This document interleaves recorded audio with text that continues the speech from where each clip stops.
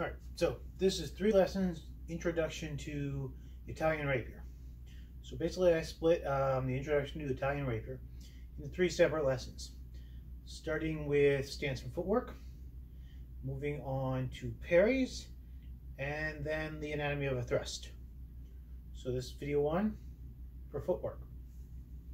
You should take a stance with your feet about shoulder width apart, and take whichever foot is your forward foot. So which side you'll have your sword on. If you're right-handed, it'll be this one. If you're left-handed, it'll be this. I am left-handed. So basically you take whichever sword arm you're going to use and move your foot, twist your foot 45 degrees, like so. So now you should still be shoulder width apart, and your feet should be in the shape of an L.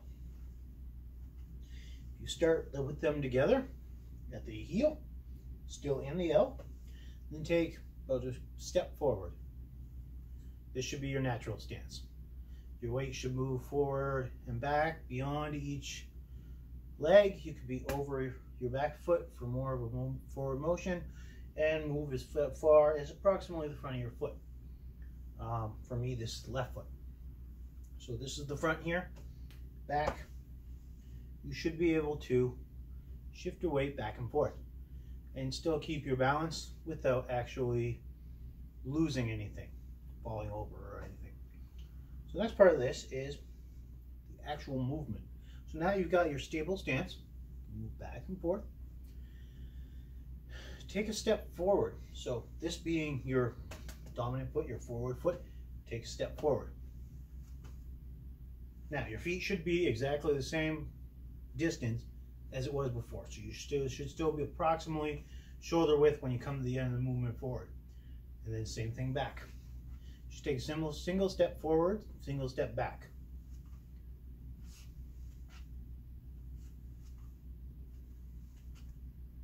The drill for this is to basically, you find a line, I'm going to use an imaginary one, and take about a foot step forward. Now, if you get good at this, you should be able to do the same thing back. When you first start, it'll be a little shorter, but you should practice it so that your front step is just as far as your backward step. So that the front of your foot is back where you started.